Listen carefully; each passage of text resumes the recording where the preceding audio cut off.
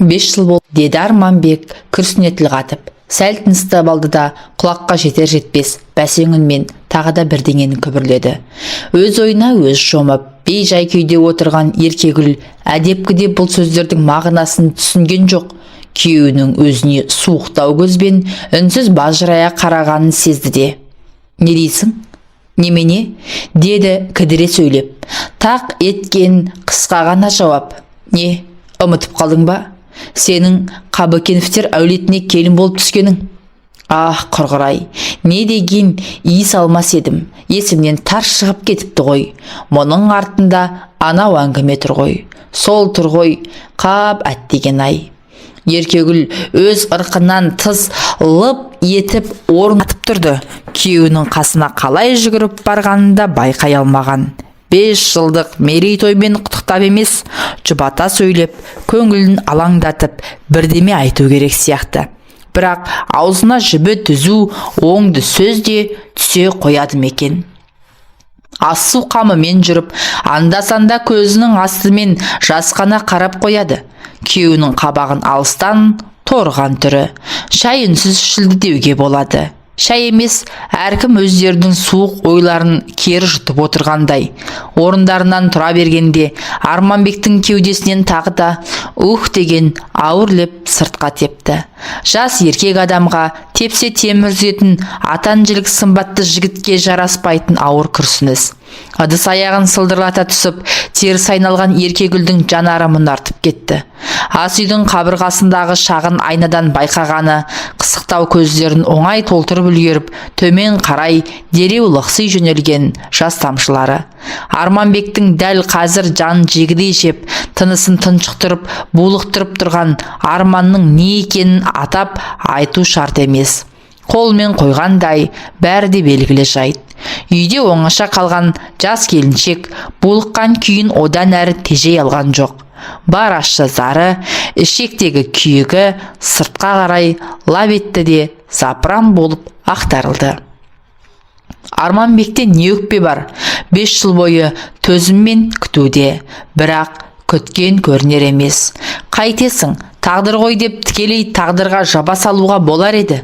Үлкен кісілер, ағайын туғандар солай деп айтып та жүр. Әлі жассыңдар, болашақтарың алда деп жұбата сөйлейтіндер де аз емес. Иә, жай айтылатын жаттанды сөзге не дауа? Не десе де дей берсін. Бірақ бұның тағдыр емес екенін, бар кінәнің өзінде екенін Еркегүл ғана біледі. Соңғы сыныпта оқып жүрген Гүлі. Жастық жігер, асау сезім, ақыл сананы тұмшалап билеп алып, өктем билік құрып тұрған уақыт. Мектептің соңғы жылы жас жігіттердің арасынан жұбын таба алмай, жеке дара саяқтап жүрген бой жеткен жоқтың қасы десе де болады. Әкетіп бара жатқан ерекше қасиеті айғайлап тұрмаса да, Еркегүлдің де қол ұстасқан жігіті болды. Кім екенін, қайдан шыққанын, аты жөнін тәлпіштеп айтудың қазірде қажетіне. Әйтеуір бірінсіз бірі тұра алмайтын сияқты еді. Ауылдың бой жете бастаған көп қыздарына тән тіршілік, ағаларын алыстан айналып өтіп, шешесінен шеттей қашып жүріп, мұғалімдеріне іс тастайтын дәлелсіз себептер айтып, кешке қарай жиі кездесуге шығушы еді. Бір-біріне тартқан албырт асау сезім, көзсіз құштарлық артынан неге апарып соғатынын түсінбеді-ау десе болмас. Бірақ мәніне жете көз салмаған сияқты. Мектепті бітірместен ақ сезіп еді жағдайдың қиындығын. Жүрген баласы оқуға жүрем деп, абитуриенттердің алдыңғы легімен алыстағы қалаға аттаныпты. Бар сенгені, болған сырдың бір түйін тастамайтын, ақтарып айтқаны, ағарып айтқаны, сөз жастайынан жақын көретін немере әпкесі еді. Оның кесімі жалғыз-ақ болды. Құтыл, өзім көмектесем, масқара болатында ештеңе жоқ. Болашағыңды ойла. Тығырыққа тіреліп, одан шығардың амалын таба алмай ала сұрған жас қыз үшін әпкенің айтқаны ата заңмен кем болған жоқ. Көзді жұмып тәуекел етті. Өзінің сол бір ауыр күндеріндегі бар ойы, ышқынған жалғыз мақсаты да сол болатын. Аудан орталығындағы бір дәрігер арқылы ешкімге сездірместен түсік тастатты. Бұдан кейін ойы кідірместен өзінің көзін құрту болатын. Содан дереу маңайда алғаны қала жақ. Алматы емес, Астана емес, таныстары аз кездесетін басқа қала. Жастықпен екпіндеген жігерлі күндері уақыттың да, қыздың да аяқ қолын жерге тигізбей алға қарай дедектете жөнелді. Қызығы думаны мол студенттік шақ, бірде тоқ, бірде аш, қызықты күндер. Содан соңғы курста Арманбек екеуі бір-біріне алыстан көз тастады. Сымбатты денелі, қабағы қалыңдау, шықшыты кең, сұрса жігіт, бойы жұмбаққа толы тылсым жан секілді. Біреуден ілгері, біреуден кейін көрінетін қарапайым қалыпта Еркегүл де ажарсыз қыз емес. Бойындағы бар міні, көзінің қысықтығы болмаса, оның да амалын тауып, бүгінгі күннің талаптарына сай келтіріп бояп қоятын. Оның бәрін қойшы, үйленгендеріне міне бүгін тура 5 жыл толыпты. Бірақ үйдің ішінен былдыр-былдыр бөбек үні естілмейді. Неге бақырып шақырып аттандап жылап, есік пен төрдің арасын ыбырсып жататын бала жоқ? Тағдыр десе, тағы да үлкендер. Сол тағдырдың осынау ауыр үкіміне Арманбекте мойын сұнған сыңайлы. Тек ауыр күрсінді. Келіншегінің бетіне тік қарай алмай алып қаша беретін тұнжыр көз қарасы. Сол күні кешкісін күйеуінің көтеріліп басылып тұрып, апай төсін құшақтап жатып, «Арманым», деді Еркегүл ақырын ғана. Дауысы әдеттегіден жіңішке түсіп, біртүрлі нәзік шықты. «Осы біз бала асырап алсақ қайтеді?» Ауыр мінезді жігіттің қастары дір ете түскендей болғанымен бірден жауап бере қойған жоқ. Төбедегі көзге көрінбес асылын түсінбегендей шалқасынан ұзақ жатты да. «Рас, мынауың идея екен», деп қаттырақ дауыстады. Екеуі осы мәселені қанша сөз еткенін кім білсін, әйтеуір ұзақ сөйлескен сияқты. Талығып барып, түннің бір уағында ғана көз іліккен. Әңгімені ұзаққа созған жоқ. Әрқайсысы өз ата-аналарына хабар беріп ақылдасқан болды. Тіпті олардың ақылдарын бұл жерде қажеті де шамалы сияқты еді. Бөбекхананы асықпай аралап жүріп, ақыры дегендеріне қол жеткізді-ау. 2 айлық қыз бара. Дәрігерлердің берген қорытындысы бойынша денсаулығы жақсы. Солақ екен, үйдің ішіндегі неше жылдан бергі қабырғаларды керіп, сіреп тұрып алған қызарлы тоң лезде сейіліп сала берді. Қабағын қарш жауған беймәлім көңілсіз көлеңке де әлде қайда зым-зия жоғалғандай.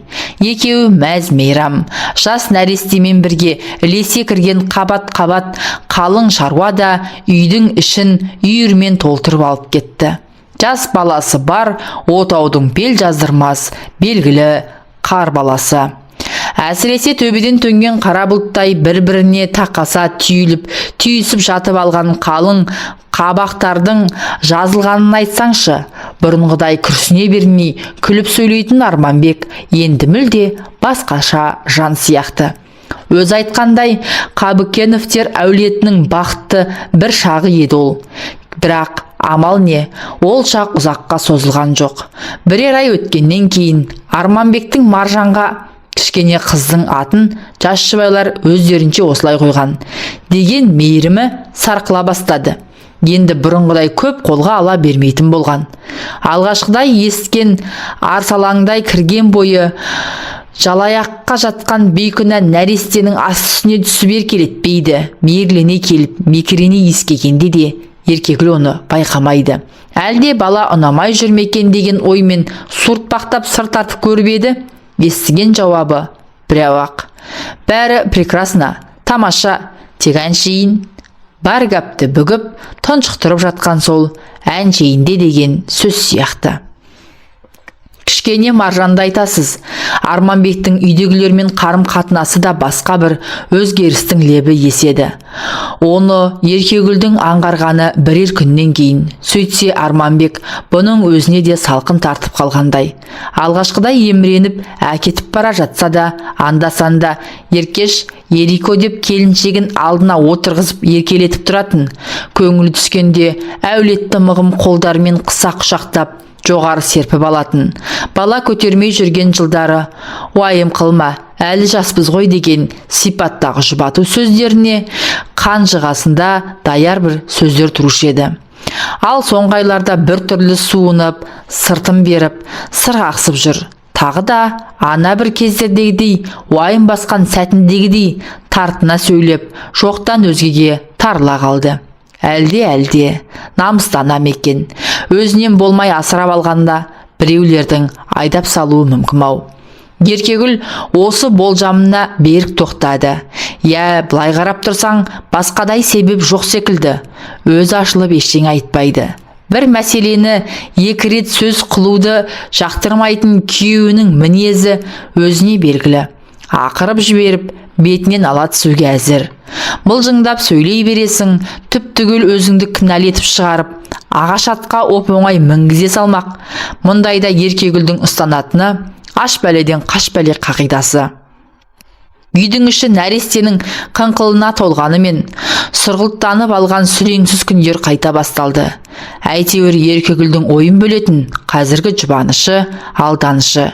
Жұмыстан баяғыдақ декреттік демалысқа шыққан ол, ендігі уақытының қалай өтіп жатқанын ажыратуға дәрменсіз. Маржанда ширап, әпіл-тәпіл жүруге қам жасағысы келетін сияқты. Тұсауын кесу керек, деді бір күні Еркегүл. Қай күнге белгілесек екен? Тұжыраңқы кезде күйеуінен қолма-қол жауап алу оңайлыққа соқпайды.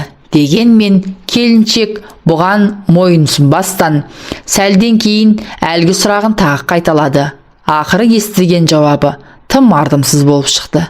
Білмеймін, өздерің шешіңдер. Бұл өзі әйелдердің шаруасы емес пе? Осыны айтты да, Арманбек қолындағы пульттің нүктесін басып, жалп-жалп еткізіп, теледидарды ауыстыра бастады. Ұзамай шағын отаудың шатқаяқтап тұрған әлсіз шаңырағына жай түсті. Жаздың әдемі бір күнінде Арманбек әдеттегісіндей төмен қарап, тұнжырап отырды да, кесімді сөзін бірақ айтты. Мен кетемін, деді, жуандаудасы дірілдеп. Сөйтпесе болмайын деп тұр. Маржан екеуің бірдеме ғып, өз күндеріңді көресіңдер. Өзімде көмектесіп тұрамын ғой. Балалы болғандарына жарты жылға жетер-жетпес қана уақыт өткен. Нәрестелік өмірдің ыстық суығы әлі басыла қоймаған. Керісінше қызығы көбейе түскен кезде өзін бұрынғысынан әлдеқайда бақытты сезінудің орнына не оғаштығы бар. Кеудесі күмбірлеп күй шертіп тұрмаса да, Еркегүл алақайлаудың азақ алдында емес пе еді. Сондықтан Арманбектің мына сөзінің ашық күнгі найзағайдан несі кем? Біреу құлақ шекесінен жақсылап тұрып, қондырып жібергендей, тәлтіректеп барып диванға гүрс ете қалды. Қайта Маржанның қолында болмай, манежде жатқандығын айтармысың? Ішкі жағынан шыңғырып жеткен әлде бір үн, жоқ, олай емес, мүмкін емес деп атой салып аттандай тұрғандай. Көз алдының қарауытып, айналасының жалқы сәтте ғана шырайналып, шарықтап кеткен несі. Құдай басқа қатынның басына бермесін, еркектің миына кету туралы ой түссе, біткен екен ғой. Артынан естісе, әңгіме былай болыпты. Арманбек қыз келіншектің көзінен қаға беріс тасада қалатын жігіттердің санатынан емес. Өзі бедеу әйелдің күйеуі болса, басқа біреуден белін суытпай, салтаңдап қалай бос жүрсін. Маржанды үйге әкеліп, мәре-сере болып жатқан кезде бұл әңгімені естуге Еркегүлдің мұршасы барма еді. Сөздің қысқасы, бұлардың үйінде нәресте қалай кірді, Арманбектің Еркегүл білмейтін нақсүйерінің аяғы солай ауырлапты. Перзентханаға түскені жуырда ғана. Сөйтіп 5 жыл бойы сарыла күткен баласына жуырда ғана қол жеткізіпті. Бала болғанда қандай? Кәдімгі балпанақтай ұл. Тек оны сыйлаған некелі келіншек емес. Еркегүлдің қолынан не келеді? Бақырып-шақырып, қанша жылағанмен, бет алған жағынан күйеуді енді қайтара алмайсың. Бұл күндері Арманбек күйеу ғана емес, бақытты әке де ғой. Бәлкім ол өзінің шын шаңырағын жаңа тапқан шығар. Жүрегімен жақсы көретін сүйікті адамы, ол өмірге әкелген өзінің бел баласы. Енді не керек? Қайт үйге деп жата қалып, жалбарынудың қисынсыз екенін Еркегүл жақсы түсінеді. алданышымен өткізген уақыт қиыншылықсыз болды деп айта алмайды. Бірақ Еркегүл бәрібір өзін сорлы адам ретінде сезініп көрген емес. Кішкене ширап жүруге жарасымен ақ Маржанды балалар бақшасына өткізді. Көп нәрсені көңіліне алмауға тырысып, бұрынғы атқарып жүрген қызметіне де құлшына кіріссін. Содан бір күні, оқиғаның бәрі осы бір күннен басталды ғой. Бір күні Маржанды балабақшадан әдеттегідей жетектеп алып шыға берген. Қоршаудың сыртында бері қарай күн сала қарап бір жігіт тұр екен. Қасынан өте берген Еркегүлге бас аяғы жоқ. «Сәлеметсіз бе?» деп жайраңдап амандасты. Таныстардың бірі болар, қара басып танымай қалғанын ба деп келіншек әлгі азаматқа еріксіз бұрыла қарады. Құр ерін жыбырлатқаны болмаса, дұрыстап амандасқан да жоқ. Бейтанысқа үңіле түскен қысық көздерінде бұл кім деген жалғыз сауал ғана. Қанша қадалғанымен шырамыты алар емес. «Кешіріңіз», деді әлгі жігіт жан таласа жүріп. «Көңіл күйіңіз жақсы ма?» Танымағаннан кейін бе? Еркегүл енді тіркеу кетті. «Менің көңіл күйімнің сізге керегі қанша?» деді қатаңдау үнмен. Сол кезде басына бір ой сақ ете қалғаны. Апырмай, осы Арманбек жіберіп жүрмесе, қызын көріп, жағдайын біліп қайт демей, солай ау шамасы. Ол осы ойды басына алды. Еркегүл жүрісін жеделдете түсті. Сүрініп қабына бастаған Маржанның қыңқылына қараған жоқ. Кейіндеп артта қалған жігіттің: «Қарындас, неге қаштыңыз? Сөйлесейін деп едім» деген даусына қайрылмады. Дәл солай екен. Арманбектің жансызы ғой. Менде несі бар десеңші? Кеттім екен, енді жайымен жүрсін. Артымнан біреуді сүмеңдетіп салып қоймай. Ертеңгісін балабақшаға келсе, міне ғажап. Тағы да сол жігіт жай жүрген жоқ. Маржанды жетектеп алыпты. Қасында тұрған топ тәрбиешісіне де назар аударар емес. «Неңіз бар бұл сәбиде? Біз сізді танымаймыз ғой», деді Еркегүл алыстан ышқына айғайлап. «Бөтен адамды неге жолатасыз?» деп тәрбиешіге ұрсып тастады. Бірақ бұған селт етіп айылын жиған жігіт байқалмады. Қайта майысып, өзінше қалжың қағыстырған болып жатыр. «Қызыңыз тамаша екен. Тфә-тфә. Үй шешесі де жаман емес. Бірақ жұтынып тұрған осындай тамаша келіншекке ашушаңдық жараспайды екен». Өзі бір шамданып, шамырқануға асықпайтын терісі кеңдеу жігіт болар. Дудырыңқы қоңыр шаштары тарақпен азар-азба немене берекесін кетіріп үдірейіп тұр. Тіпті түптері шылқылдай аққан термен сабысып қалыпты. Киім киісі де олпы-солпылау. Бірақ осынау келсіз ұсқынына қарамастан екі езу екі құлағына жетіп мәз. Еркегүл қанша шаптыққанмен жігіттің қолындағы қызын жұлып алуды әбестік санады. Сосын жаймен ғана: «Біз үйге қайтатын едік» деп Маржанды екінші қолынан ұстай берген. Жігіттің төр түсіне мұнан кейін дұрыстап қараған да жоқ. Келіншектің бір қайран қалғаны әлгі бөтен кісінің қасында Маржанның өзін-өзі ұстауы болды. Әдетте қалыпты анадай көрініспен ақ өзіне қарай мамалап тұрып жүгіретін қызды қазір аттандап әлекке түскен жоқ. Мұны бас салып құшақтауды да ұмытып кеткен сияқты. Сол күні әлгі бейтаныс жігіт қояр да қоймай бұлармен лесіп жүрді. Аты Жантас екен. Орта бойлы, олпы-солпы, етжеңділеу жігіт. Жайраң қағып күлген кезде баладай мәз болуға бейім екендігі байқалады. Бойынан ескен тері иісінен Еркегүл сәл-пәл тіксініп қалғандай болды. Бірақ алғашқы күндегідей құйындай ұшып, безіп жоғалған жоқ. Келесі күні балабақшаға барар жолда басына келген ой тағы да тұрған шығар болды. Бірақ ол күні Жантас көріне қоймаған. Балабақшаға келе жатқан сайын енді Еркегүлдің өзі соны іздейтін сияқты ма қалай? Күндердің күнінде Жантас келіншекке гүл ұсынды ғой. Өзі Арманбек сияқты емес, сөзсең жігіт екен. Жүйесіздеу болғанымен балпылдай сөйлеп, айтатын әңгімесі бір таусылмайды. Сонан не керек? Сол жылдың күзіне қарсы шамаданын көтерген Жантас Еркегүлдің үйіне кіріп алды.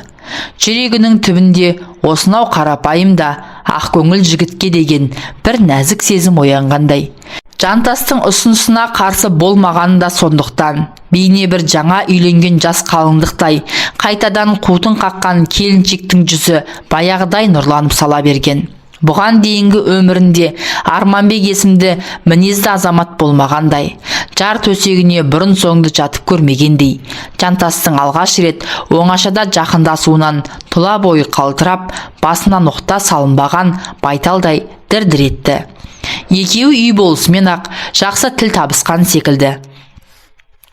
Әне міне дегенше ыстық суығы басылмаған жарты жылда желіп өте шығып еді. Жантастың өсірсе кішкене Маржанға деген ықыласы ала бөтен.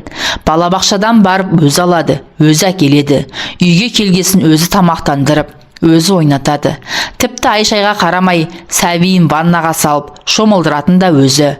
Еркегүлдің жұмысы бірден жеңілдеп сала берді. Бір рақаты сезімнің әлдейінен арыла алар емес. Қандай балажан жігіт деді ішінен таң болып. Арманбек өктем, мықты болғанмен мұндай балажан емес еді ғой. Бірақ келе-келе байқағаны, Жантастың өзіне ептеп салқындай бастағаны. Салқындағанда бұған қатты сөйлемейді, қолынан итермейді, мін тағып мыңқылдамайды. Жымия қарап қойып жүріп жүргені, салқындағаны дейтінді, әңгіме түнгі мінез құлығында болып тұр.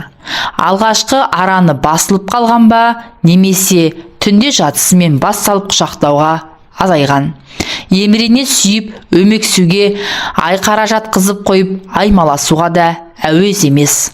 Қыңқылдағандай бәсең үн шығарып, жанына жақындаған келіншектің нәзік білектерін ақырын ғана итеріп тастайтынын қайтерсіз. Сөйтіп теріс қараған күйі әңгіме айтқан болып жатып, қоп алайсыз ұйықтап кетеді. Кетер алдында Арманбек те сөйтті емес пе? Әлде бұның да біреу болып жүрмесін деген ой сақ ете қалды Еркегүлге.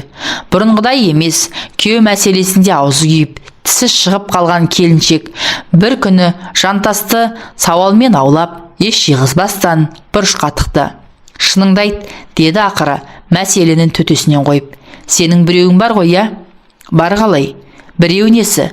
Деді Жантас, сол теріс қарап жатса да басын көтеріп. Сенің сүйген бір адамың бар ау, қыз ба келіншек пе әйтеуір біреу. Күйеуінің үндемей кідіріп қалғанын көрді де, Еркегүл одан әрі бастырмалата түсті. Оңға солға бұлғақтатып бұрылуға мұрша берер емес. Бастырмалай қойған сұраққа жауап беруден басқа амал қалған жоқ еді Жантастың. Сөйтсе әңгіме былай болыпты. Вақталық әдіспен Атырауға барып келіп жұмыс істеп жүріпті. Төлейтін айлығы мол болғандықтан бұл жұмысқа сұранушылар жыртылып айырылады. Әйтеуір жігіттерден қалмай жүріп, Жантас та бригадаға іліккен. Бір жаманы вақтамен жұмыс істейтіндер 4-5 айда бірақ келеді екен. Жолға шығар алдында Жантастың сөз байласып жүрген қызы 2 қабат болып қалады. Қайта айналып келгенше босана қоймайтын шығар деп ойлаған Жантас бастапқыда телефон арқылы хабарласып тұрған. Кейін ол қыздан мүлде дерек болмай кетеді. Вақталық жұмыс уақыты бітіп, шағын қалаға қайта оралған Жантас дереу сүйген қызын іздеуге кіріспей ме? Еш жерде із тоғы жоқ. Ақыры бір таныстар арқылы қыздың дерегіне қанығады. Республиканың жаңа астанасы, Астана қаласында мәдениет ошақтары кеңінен дамып келе жатқан кез. Жантастың қызын сонда мықты бизнесмендердің бір мейрамханада би билеуге шақырған екен. Аяғы ауыр бойжеткен баласын босана салып, алды-артына қарамастан дереу солай аттаныпты. Ал баланы осы қаладағы перзентханаға қалдырып кеткен екен. Астанаға бармай тұрып, Жантас жаншыра сәбиін іздемей ме?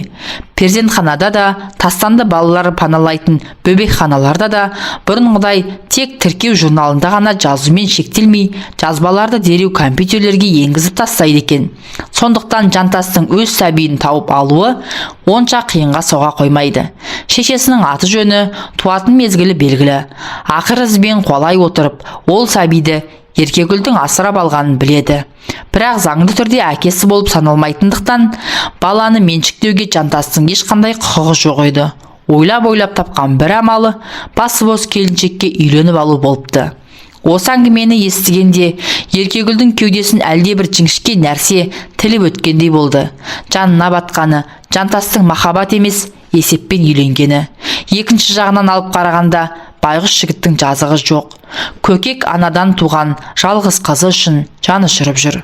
Сол күннен бастап Еркегүл қатты өзгерді. Баяғы Арманбектің ізімен тұйықталып тұнжырай түскендей көп ойланды. Сарылып жатып, талай таңдарды ұйқысыз атқыздау. Сол ұйқысыз түндер оның бір нәзік сезімін нығайта түсуге қызмет еткен екен. Осы күйеуі вақталық жұмысқа тағы да аттанып кететін кезді сезді. Күндер санап түн арла телефонмен сөйлеседі. Сөйлескен кезде тек кішкене Маржанның ғана емес, менің де жағдайымды сұраса екен, көңіл күйімді білгісі келсе екен, жан дүниемнен хабар алуға ықылас танытса екен деп тілейді. Кім біледі, мейірман әке қандай махаббатқа да бейім шығар. Әйтеуір қайырымды жанның қатыгез боларына көңіл сенбейді.